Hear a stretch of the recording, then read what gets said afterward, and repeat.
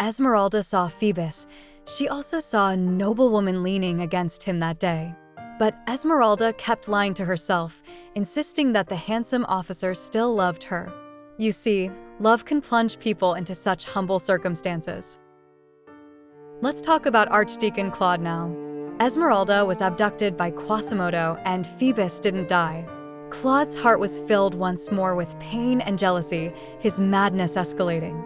So one day, he sneaked into Esmeralda's room with ill intentions. Fortunately, Quasimodo arrived in time, once again saving Esmeralda. This incident also exposed Claude's ugliness to Quasimodo. As the Archdeacon, Claude also knew something else. The sanctuary area, regardless of the church's sanctuary tradition, issued an order to drag Esmeralda out of Notre-Dame and hang her. So, Claude found the destitute poet Gringoire, and together they plotted to abduct Esmeralda. Gringoire willingly undertook the task, believing Claude acted out of kindness and justice. He actively persuaded the beggars and thieves to attack Notre-Dame on the eve of the execution, rescuing Esmeralda and, perhaps more importantly, using the opportunity to loot the church. During the reign of Louis XI, law and order were chaotic, with rampant banditry. The police were unreliable, considering themselves lucky if they didn't rob the people, while the royal palace guards almost always had their own defense forces. Churches, uniquely, often relied solely on their sanctity for protection, without defensive measures. That night, the army of beggars began their assault. However, they encountered a major problem. Quasimodo was inside Notre-Dame. This poor deaf man couldn't hear their shouts, unaware that these people were Esmeralda's friends and family coming to rescue her. He thought they were coming to take Esmeralda away to the gallows. Therefore, Quasimodo did everything in his power to protect his beloved girl. He engaged in fierce combat against hundreds of men. The beggars used hoes and shovels to break down the church doors, while Quasimodo hurled a massive beam down, crushing 12 people. The mob used this beam as a battering ram against the doors, so Quasimodo pushed down large stones prepared in advance, smashing them on their heads. Then the wandering army didn't give up. They took turns attacking, and it seemed like the doors were about to give way. In his desperation, Quasimodo had a brilliant idea. He lit bundles of lead sheets in 2 stone troughs directly above the main doors, letting the molten lead flow down like lava onto the heads of the beggars pounding the doors. The scorching liquid burned them horrifically. The people screamed in agony, finally realizing who was resisting them in the firelight. They said it was the bell ringer Quasimodo, but many insisted it was some ghost of a nobleman, not just Quasimodo. The flowing lead didn't cease, preventing them from getting closer to the doors. Just as the besieging army seemed helpless, clever John, remember him? Claude's own brother, arrived with a ladder. Leading the charge, he rushed up the wall. As John reached the corridor at the top of the wall, he looked up and witnessed a terrifying sight: Quasimodo standing before him. What followed was a horrifying scene witnessed by everyone below. Quasimodo seized John's arms with his left hand and slowly disarmed him with his right, stripping him of all his weapons. Sword, dagger, helmet, and armor, as if he were peeling a walnut as a monkey. Quasimodo stood upright on the balcony railing, holding John's legs upside down, swinging him like a slingshot in the air. Then, a sound like a coconut shell smashing against a wall echoed. Something fell and landed a third of the way down the building, coming to rest at a corner. It was a corpse. John lay crumpled, his back broken, his head shattered, lifeless.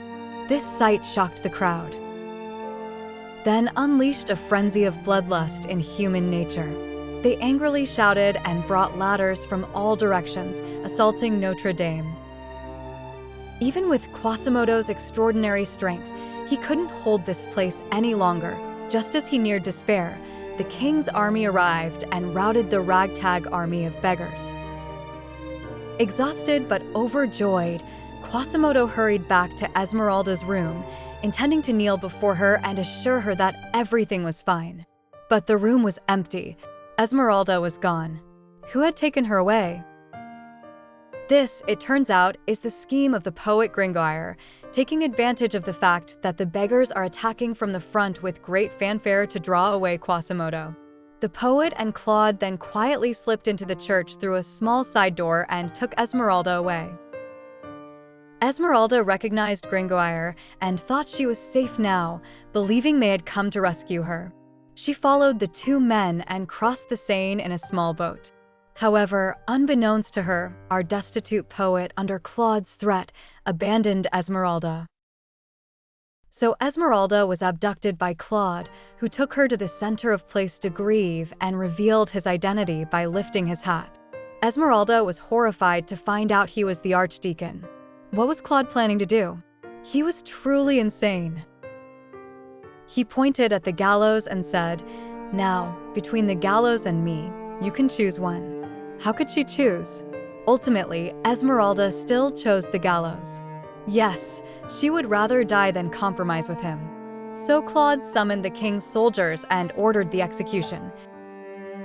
He personally led the girl to the gallows, then returned to Notre-Dame, watching it all from the balcony of the bell tower. The sun had just risen, illuminating everything. Quasimodo finally saw from afar at Place de Grève a person holding Esmeralda in white clothes, her neck looped in the noose. It was a scene of despair. Even though Quasimodo would have given his life to save her, the Seine River separated them, leaving him helpless, only able to watch. Suddenly, the man kicked away the ladder, and Esmeralda hung there, struggling. For a moment, breathless Quasimodo saw the unfortunate girl, Esmeralda, swinging at the end of the rope. The man then placed his feet on her shoulders, and the rope turned a few times. Quasimodo saw the gypsy girl convulse horribly and then die. This was the most tragic moment, with a devilish smile, a smile no longer human, bursting from the Archdeacon's grim face. Quasimodo couldn't hear the laughter, but he clearly saw that smile, recognizing the face of the devil. The hunchback retreated a few steps from behind Claude. What was he going to do? Suddenly, he angrily pounced on the bishop, on his foster father, and on the man he had lived with for decades. With both hands, he pushed Claude in the back. The priest cried out, "Damn it," and fell down. Thus, the priest and Esmeralda died at the same moment. And poor Quasimodo? He stood there like a man struck by lightning, unmoving and silent. A long string of tears quietly streamed down from his single eye that had only shed one drop of tear before. His beloved girl was dead, and his foster father was dead. He lifted his eyes to gaze at Esmeralda from afar, then lowered his head to see the fallen Archdeacon Claude, whose appearance was now a mess. From the depths of his heart, he let out a sob. They were all people I loved. And so everything ended at the conclusion of the entire novel, also marking the final fate of our protagonist Quasimodo, equally imbued with a tragic and heroic significance.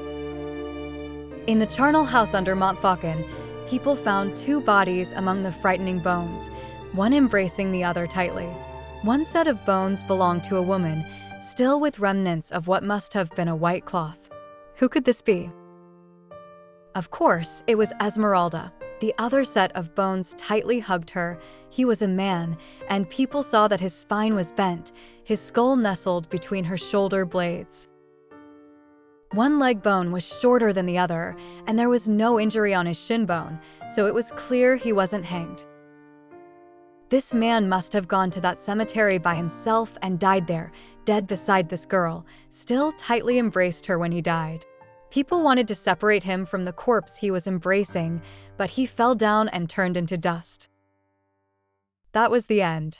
Quasimodo and his beloved girl turned into skeletons, turned into dust, but love did not disappear.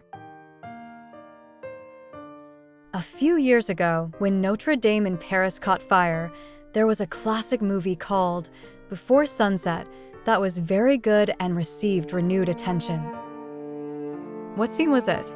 It was when the male and female protagonists were drifting down the Seine on a boat and past Notre-Dame.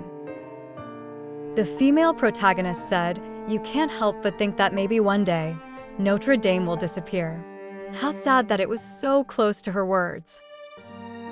But no matter what, thank goodness for this novel. Many things in great works can last forever, just as it does here.